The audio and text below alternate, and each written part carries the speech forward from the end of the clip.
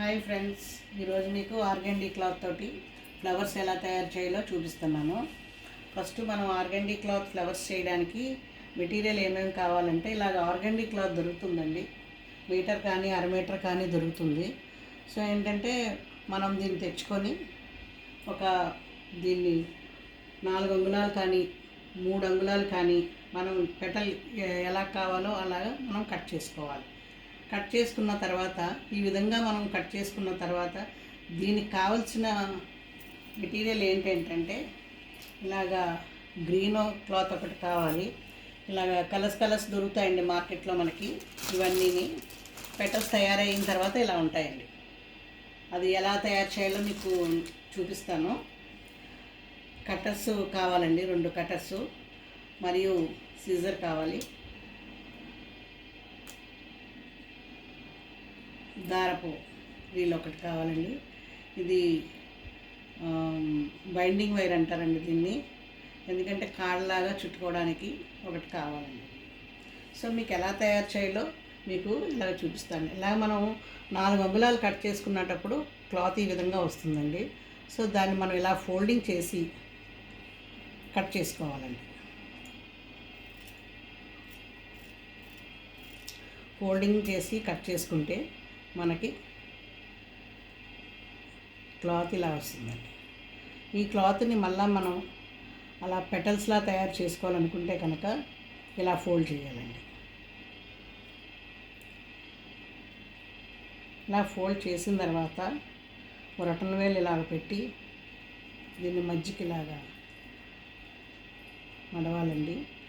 అటు ఇటు కూడా చిన్నగా ఫోల్డ్ చేయాలి. అప్పుడు పెటల్ తయారవుతుందండి. మళ్ళీ మీకు చూపిస్తాను. దీన్ని ఇలా ఫోల్డ్ చేసుకోవాలండి. మధ్యకి ఇలా మడవాలి.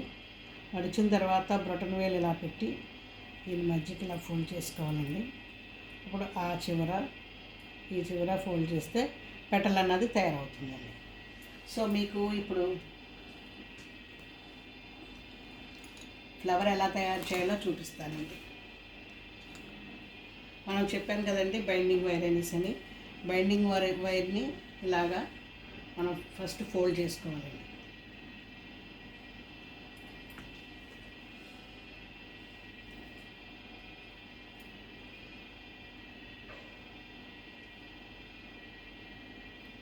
ఇలా ఫోల్డ్ చేసుకోవాలండి. సో ఫస్ట్ మనం ఇలా ఖాళీగా ఉన్నాయి మనము బడ్స్ గురించి అనేసి ఇలాగా ప్రతి ఒక్క ఫ్లవర్కి కూడా ఒక క్లాత్ని అట్టే పెట్టుకోవాలండి. చిన్న క్లాత్ని అట్టే పెట్టుకొని దీన్ని ఇలా ఫోల్డ్ చేయాలండి. బడ్ తయారు చేయడం ఎలాగంటే ఈ 4 వైపులా ఉన్న దాన్ని ఇలా మధ్యకి ఫోల్డ్ చేసుకొని దీన్ని ఇలా పెట్టి రౌండప్ ఇవ్వాలండి. ఒక కోన్ మాదిరి చేయాలండి. కోన్ మాదిరి చేసి దీంట్లో పెట్టి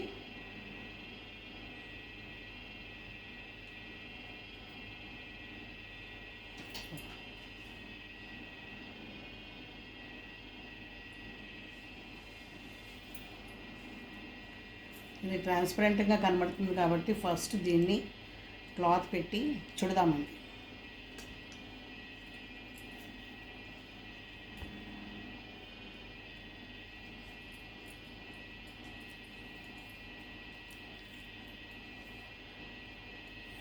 దారంతో ఇలాగ మనం మల్లె పువ్వులు ఎట్లా అయితే అల్లుకుంటామో అలాగే పెట్టి మనం అల్లాలండి. ఇప్పుడు బడ్ని ఎలా తయారు చేయాలంటే మీకు చెప్పాను కదండి, ఇలాగ మధ్యకి ఫోల్డ్ చేసి ఈ బడ్ని మళ్ళీ ఇలాగా కోన్ మాదిరి చేసి దీన్ని దీంట్లో పెట్టాలండి. ఇలా పెట్టి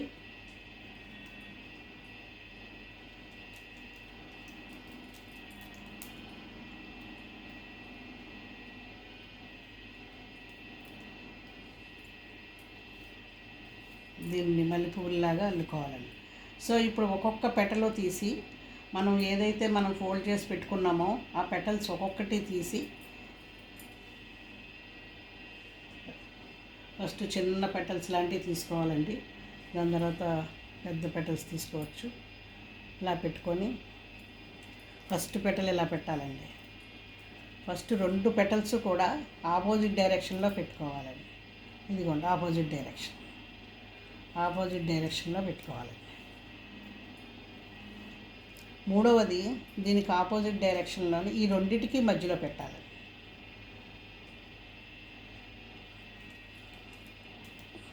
మీకు ఎలా అయితే చూపిస్తున్నానో అలాగా మల్లె పువ్వులు ఎట్లా అయితే మనం అల్లుకుంటామో అలాగే దారాన్ని చుట్టుకొని ప్రతి ఒక్క పెటల్ని కూడా ఇలా అల్లుకుంటూ వెళ్ళాలి.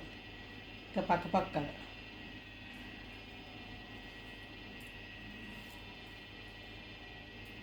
ఇప్పుడు ఇటు సైడ్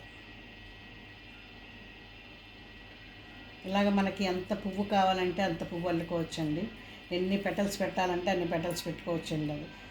అది మన ఇష్టం అండి. అది పెటల్స్ని బట్టి వస్తుందండి.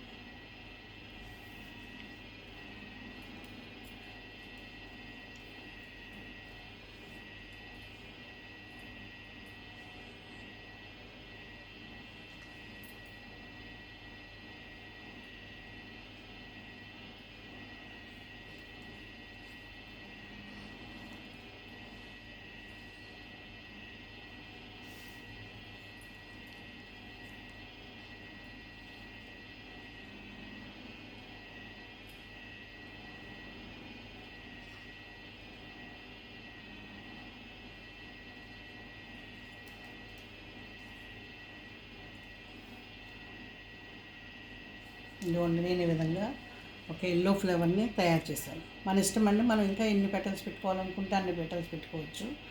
సో ఇప్పుడు దీనికి లీవ్స్ కావాలి, తొడుగు కావాలి. ఇలాగ ఆర్గండీ క్లాత్లోనే మనకి గ్రీన్ దొరుకుతుందండి. ఈ గ్రీన్ క్లాత్ అనేది మనకి దొరుకుతుంది. సో దీన్ని కూడా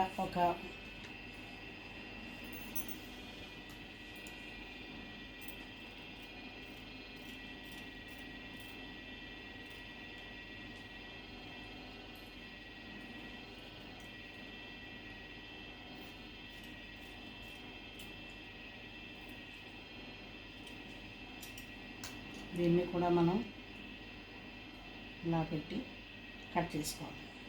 పెటల్స్ ఎలాగైతే కట్ చేసామో అదే మాదిరిగా ఒక 5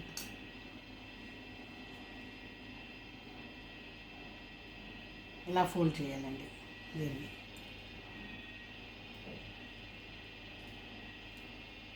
తొడుము అంటారు కదా, తొడుమండి.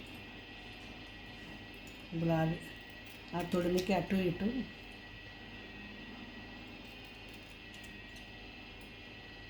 కట్ చేసుకొని ఇలాగా మధ్యకి కట్ చేయాలి. చివరి దాకా వెళ్ళకూడదు, మధ్యకి కట్ చేసుకోవాలండి.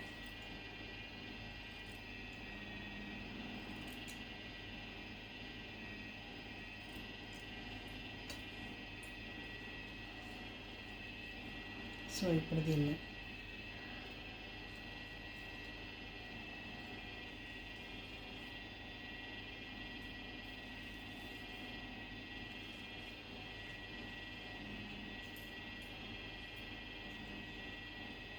మరలా దీన్ని ఫోల్డ్ చేసిన తర్వాత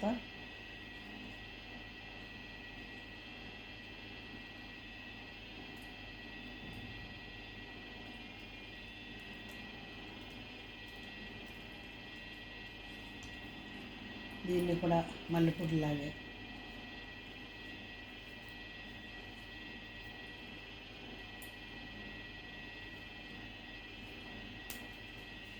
కట్ చేయాలి.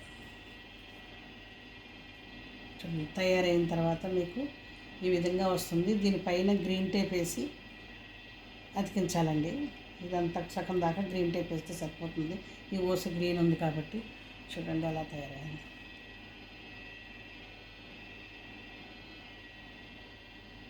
మీకు నచ్చితే లైక్ చేయండి, సబ్స్క్రైబ్ చేయండి. మరిన్ని ఫ్లవర్స్ మేకింగ్తో మీ దగ్గరికి వస్తాను. శ్రీవల్లి.